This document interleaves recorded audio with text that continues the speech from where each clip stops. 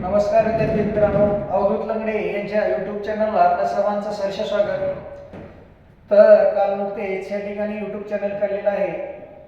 तर आजपासून आपली नियमितपणाने गणिताची सिरीज असेल, मराठी व्याकरण सिरीज असेल किंवा जीएसची दररोज या ठिकाणी नवीन व्हिडिओ टाकणार आहे. तर आपण सर्वांनी काय करावं पाहावं, आणि जर आपल्याला आवडत असेल तर जास्तीत जास्त लोकांपर्यंत शेअर करावं, त्याला लाईक करावं आणि चॅनलला सबस्क्राईब करावं.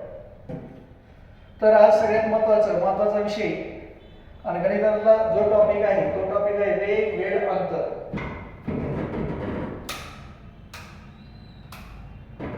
वेग आहे, वेळ आहे, अंतर.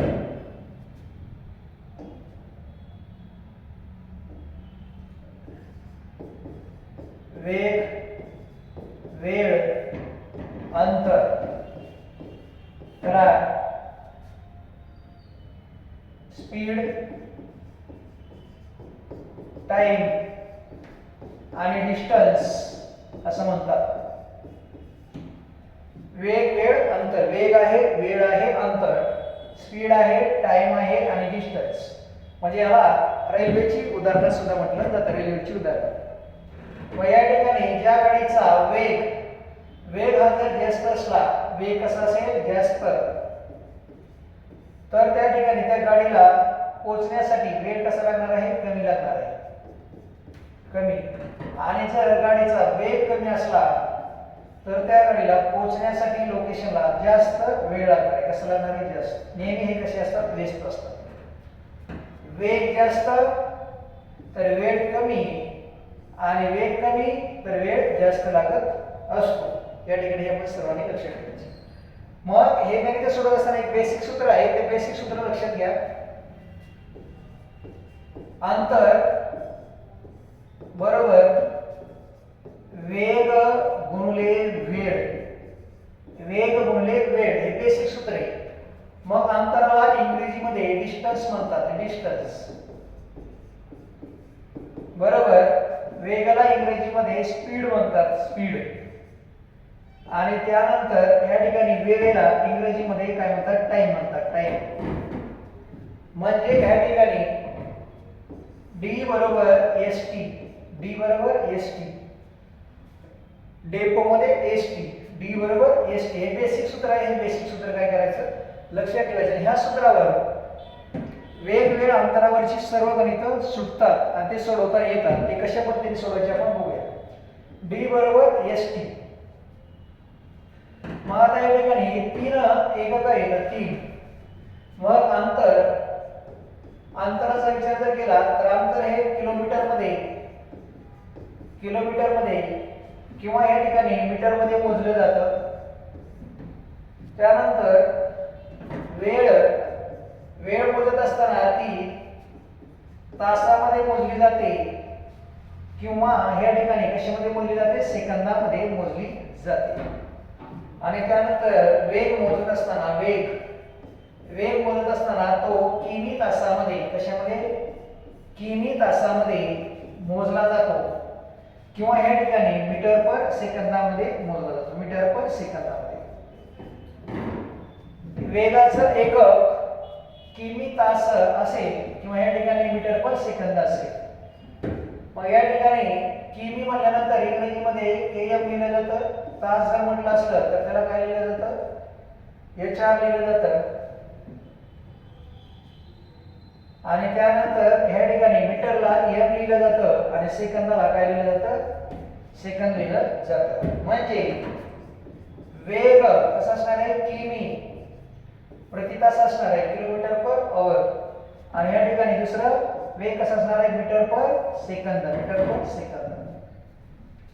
या ठिकाणी आपण सर्वांनी काय करायचं, लक्षात ठेवायचं. मग आता या ठिकाणी सगळ्यात महत्त्वाचं एकक हे नेहमी समान असावे लागतात.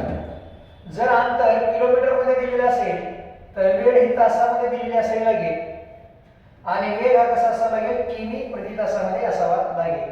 अन्यथा जर अंतर मीटर मध्ये दिलेलं असेल तर या ठिकाणी वेळ ही सेकंदामध्ये दिलेली असावी लागते, आणि वेग कसा असेल या ठिकाणी मीटर पर सेकंदामध्ये. एक तर एकक समान असावे लागतात. किमी मध्ये, तासामध्ये किंवा किमी प्रति तासामध्ये एकक असावं लागेल.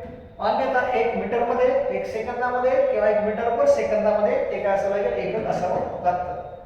आणि जर एकक समान नसली तर एककाचं परिवर्तन करावं लागतं. काय करावं लागतं, परिवर्तन करावं लागतं. मग या ठिकाणी किमीमध्ये अंतर दिलेलं जर असेल तर ते मीटर मध्ये कन्वर्ट करावं लागेल. तासामध्ये दिलेला वेळ असेल तो कशामध्ये, सेकंदामध्ये कन्वर्ट करावं लागेल तिकडे. म्हणजे वेगाचं काय करावं लागतं, परिवर्तन करावं लागतं. मग ते कशा पद्धतीने करायचं हे आपण इकडे पाहू.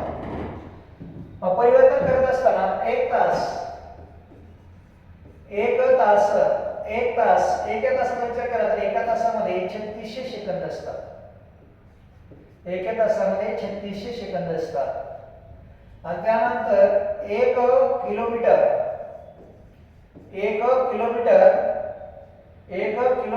म्हणजे किती असतं,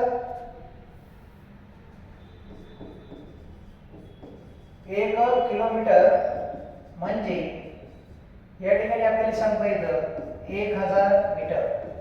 1000 मीटर. मग याचं संक्षिप्त रूप जर तयार केलं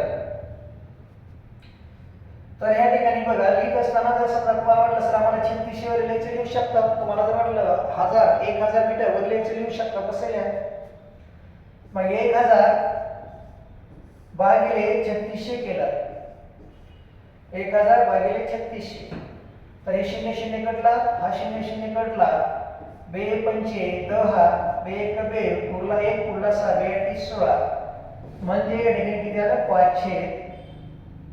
किती आलं, 518. म्हणजे किलोमीटर आणि तासाचं संक्षिप्त रूप जर तयार केलं तर ते काय येतं बाबा, या ठिकाणी 518 येतं. काय येतं, 518. मग या ठिकाणी मोठ्या एकाकडून लहान एकाकडे आणि लहान एकाकडून मोठ्या एकाकडे जात असताना वेगाचं परिवर्तन करावं लागतं. मग वेग तुम्हाला कशामध्ये दिलेला आहे ते त्याच्यावर अवलंबून आहे. मग वेग देत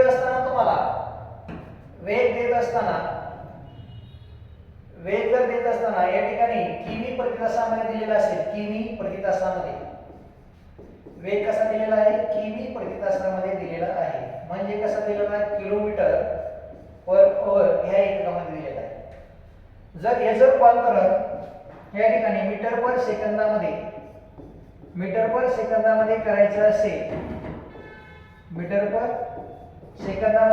जर असेल तर या ठिकाणी लक्षात घ्या, जो वेग दिलेला असतो किमी प्रति तासामध्ये ह्याला या ठिकाणी 518 ने गुणायचं. किती गुणायचं, 518. म्हणजे किमी प्रति तासाचे रूपांतरण मीटर पर सेकंदामध्ये करत असताना किमी प्रति तासाला किती गुणायचं, 518 ने गुणायचं.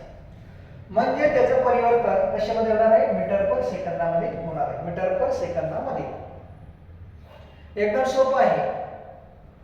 मग बघा इकडे एक रेल्वे ताशी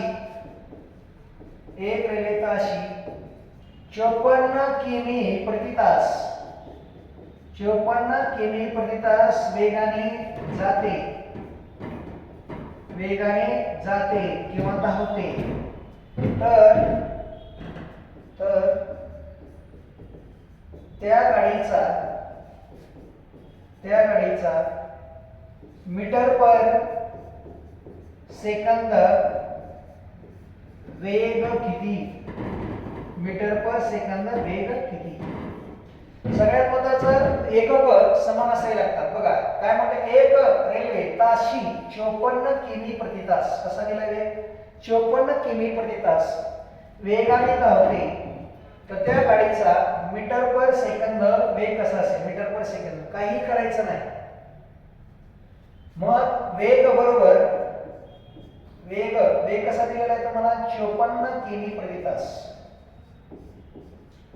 मग याचं परिवर्तन कशामध्ये करायचंय, मीटर पर सेकंदामध्ये करायचंय. मग जो वेग दिलाय तो वेग किती म्हणायचं, 518 ने म्हणायचं, 518.